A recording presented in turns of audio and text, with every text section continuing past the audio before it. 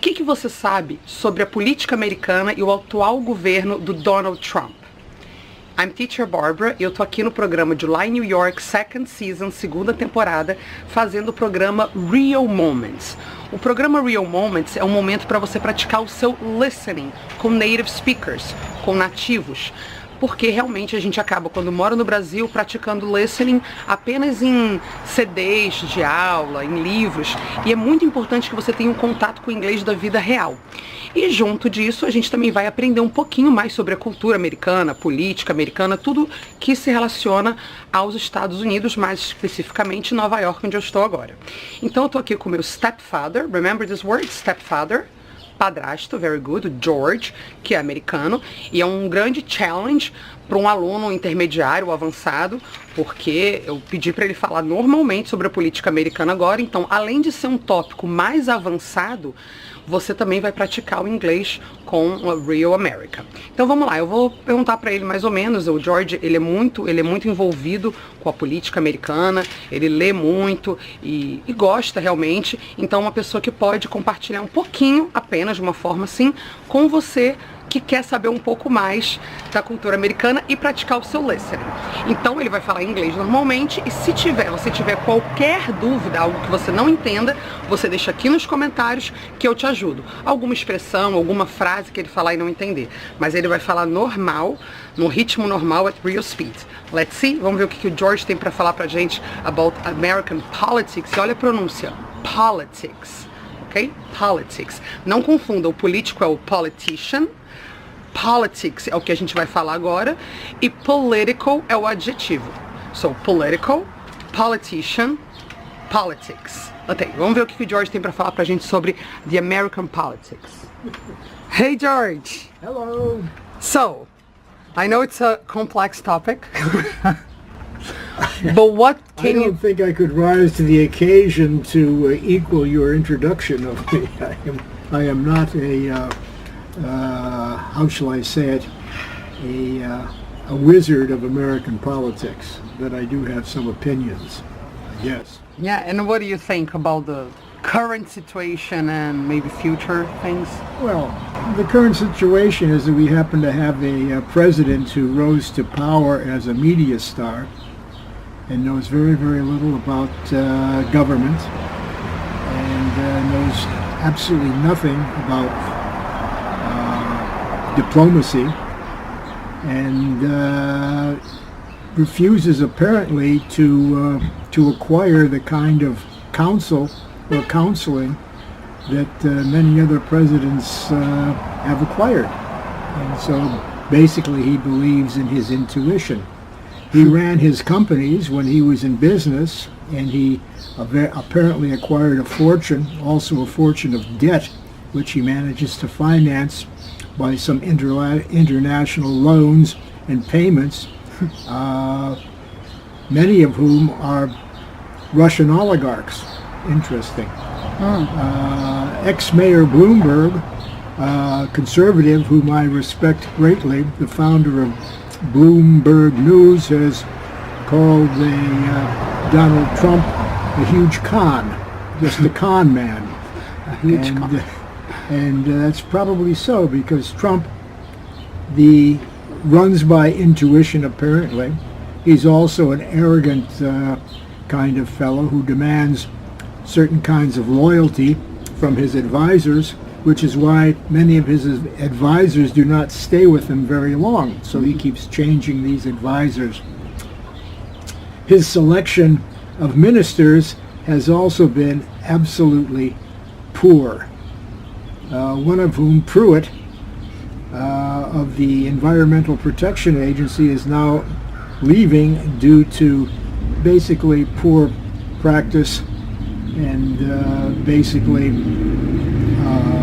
almost fraudulent behavior, if not absolutely fraudulent behavior. Unfortunately, he's being replaced by a man by the name of Wheeler, who came to the Environmental Protection Agency,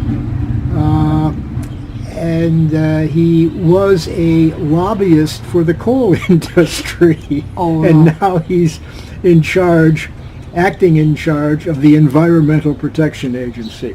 This has more implications because he can also basically steer policy more toward coal than the exploration of other sources of energy, which the United States should be exploring and is not really at the moment, has very, very little government, as far as I know, government help exploring other sources of energy, like wind or sun, light. So you have this clown, basically, he is a clown,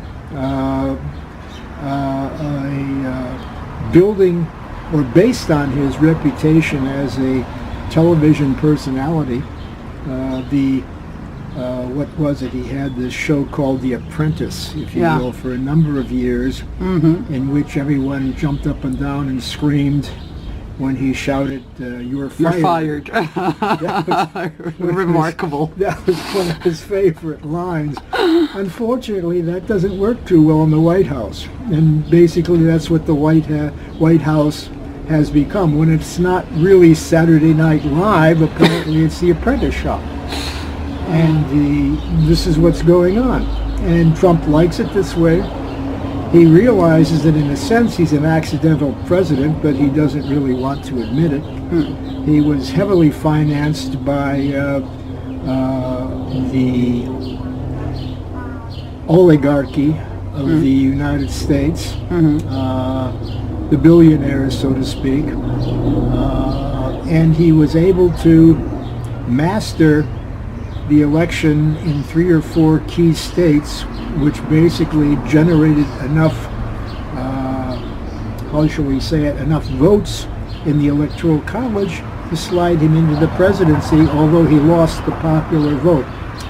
This can only happen in the United States.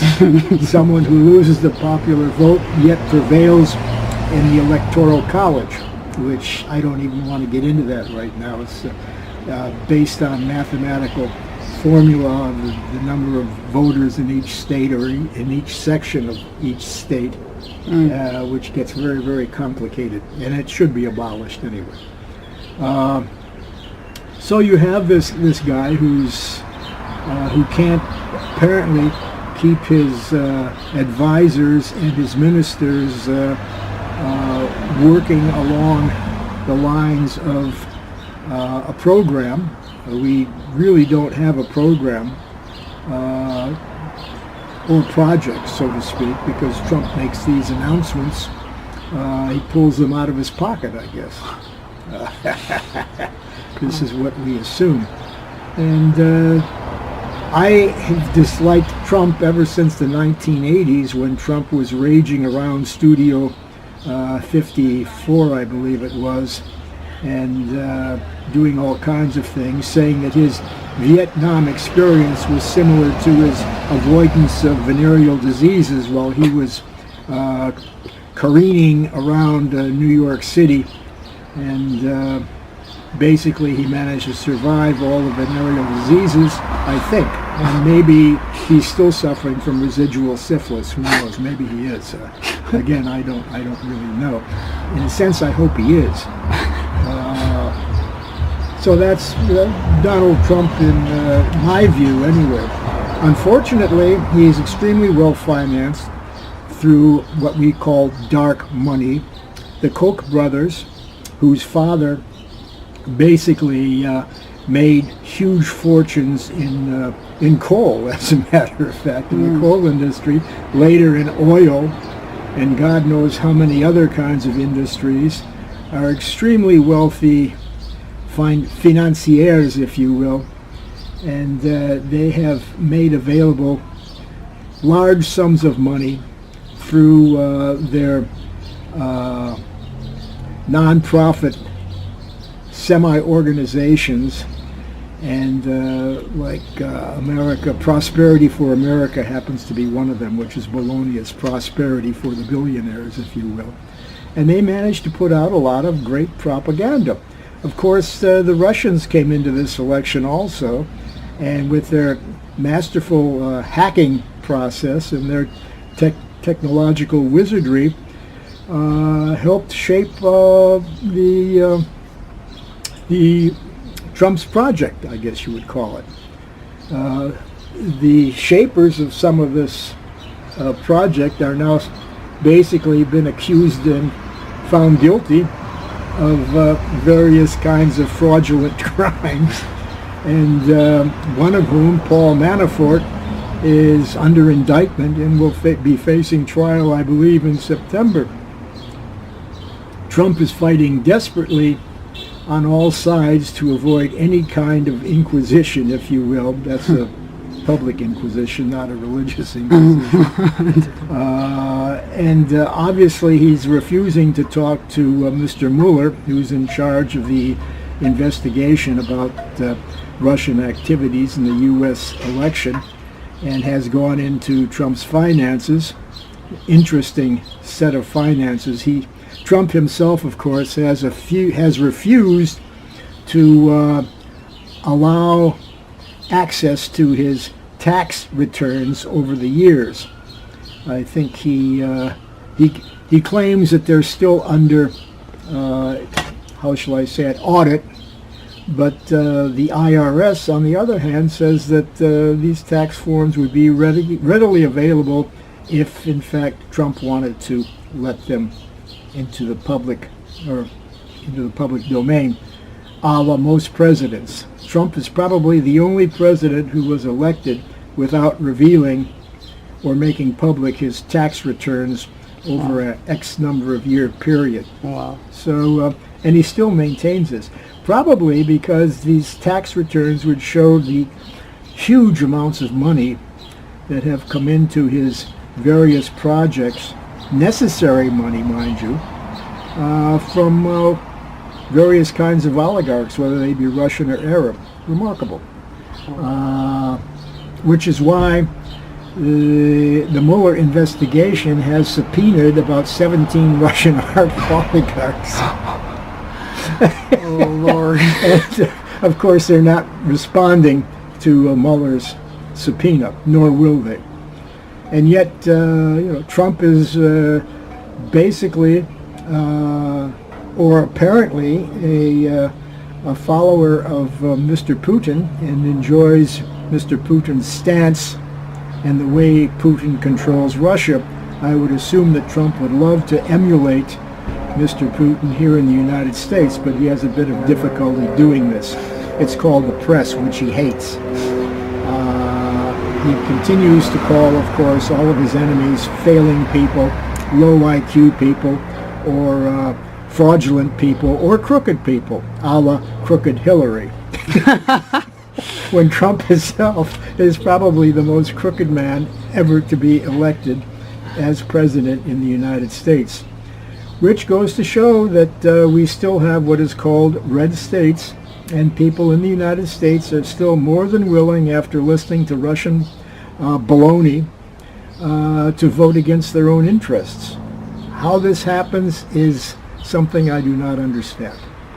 I don't understand why people who look forward to social programs in the United States like Medicare and Social Security can vote into office a Republican Party that has consistently tried to minimize the impact of Social Security and Medicare over the years. And this is a mystery that I just do not understand. I cannot explain it. I remember one woman once saying that Trump is quite a good figure because he's battling against socialism. And I asked her what she thought was socialism, and she said, well, there's too much government intervention. And then I asked her, I said, are you receiving Social Security? You're over 65. And she said, yes. I said, well, why don't you send those checks back? That's a good and by the way, stop Medicare and go to the private sector and see, first of all, if you can get an insurance policy for your health, or maybe you'll be excluded, because at that time Obamacare was still a proposition. And it's actually the Affordable Health Care Act, which was branded Obamacare by the Republican Party, thinking that they could minimize its impact. But anyway, that was a political move. Since the affordable health care has become a legislative victory on the part of the Obama administration, the Republicans have been trying to tear it apart for the last several years. As a matter of fact, Donald Trump himself has claimed that he is gutting it. That means he's taking it apart. So then you have these pressures coming from the Trump office. When Trump speaks eloquently, I often wonder who's doing the writing. I don't know. I don't know what his staff is like. I know a lot of his staff has quit or has been found guilty of fraud. But he's in power, and I'm waiting for the final Mueller report, which the Republican-based Congress has been trying to fight for the past year or year and a half. And it's rather remarkable that a president of the United States has been so active criticizing his own government, criticizing the Federal Bureau of Investigation, criticizing the Department of Justice, basically having differences with the guy he appointed as the Secretary of Justice, Department of Justice, and it's who later recused himself from the investigation into the Russian intervention during the U.S. election. So you have, it's a scrambled kind of thing. And I suggest that your students occasionally, if they can, in Brazil, or basically maybe even through the internet, look at MSNBC from time to time.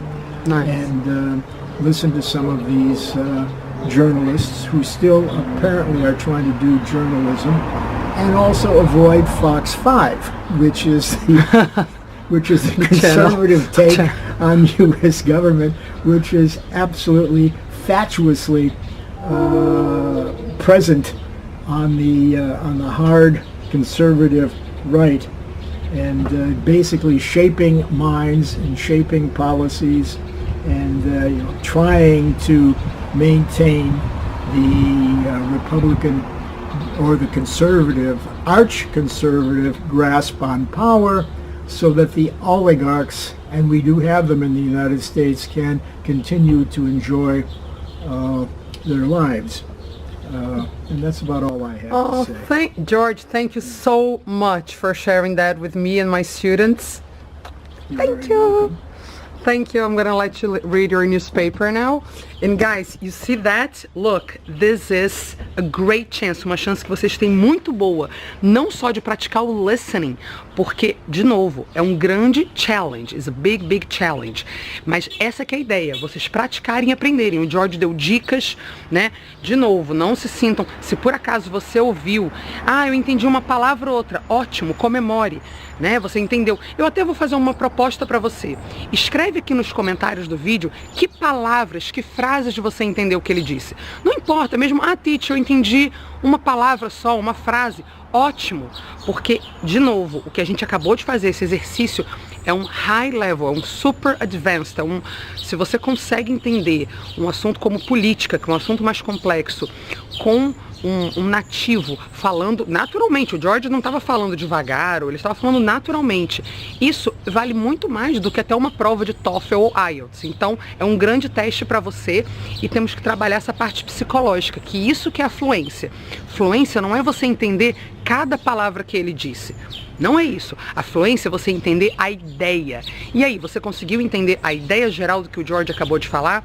Você conseguiu identificar algumas palavras e expressões? Deixa pra mim aqui nos comentários que eu vou te ajudar se você precisar, e eu quero também ter esse feedback seu. O que você conseguiu entender? Então é isso, guys. Eu vou agora, mas daqui a pouquinho eu volto em outro programa aqui do July New York, segunda temporada. See ya!